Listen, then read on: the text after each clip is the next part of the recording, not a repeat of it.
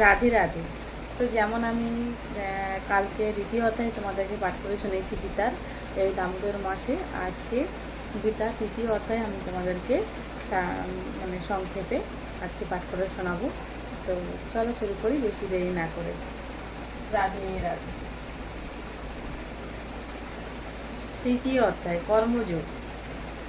অর্জুন বিভ্রান্ত হইয়াছেন, এটি একটি ব্রহ্মজ্ঞান ও অন্যটি নিষ্কাম কর্ম। যে নিষ্কাম কর্মের কথা কালকে আমি তোমাদের সাথে আলোচনা করেছিলাম, সেই নিষ্কাম কর্ম আর ব্রহ্মজ্ঞান, ব্রহ্মজ্ঞানীরা কর্ম করেন।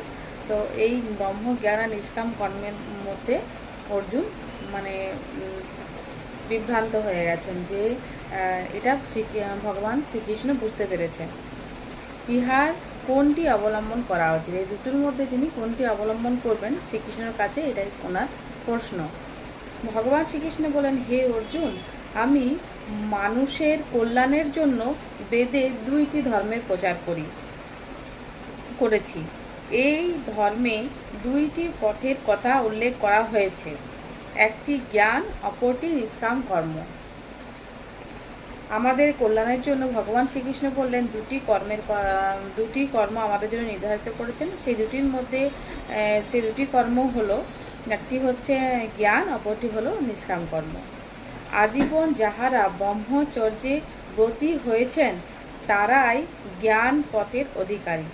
যারা আজীবন মানে সাধু সন্ন্যাসী, যেগুলো যারা যারা আজীবন মানে ঠাকুরের পথে চলে গেছেন, যারা ঠাকুরের ভক্তিতে লীন হয়ে গেছেন, জ্ঞান পথের অধিকারী একমাত্র তারাই। জ্ঞান পথে সিদ্ধি লাভ করা জ্ঞান পথে যারা সিদ্ধি লাভ করে, সাধারণের পক্ষে সেটা সম্ভব নয়। যারা এই মানে ভগবানের ওপর নিজেকে সঁপে দিয়ে ভগবানের পথে রাস্তায় হেঁটে চলেছে, তো তারা যে সিদ্ধি লাভ করে, তারা যে জ্ঞান পথে সিদ্ধি লাভ করে, সেই সিদ্ধি লাভ কিন্তু সাধারণের মানে আমাদের সাধারণ মানুষের পক্ষে সম্ভব নয়।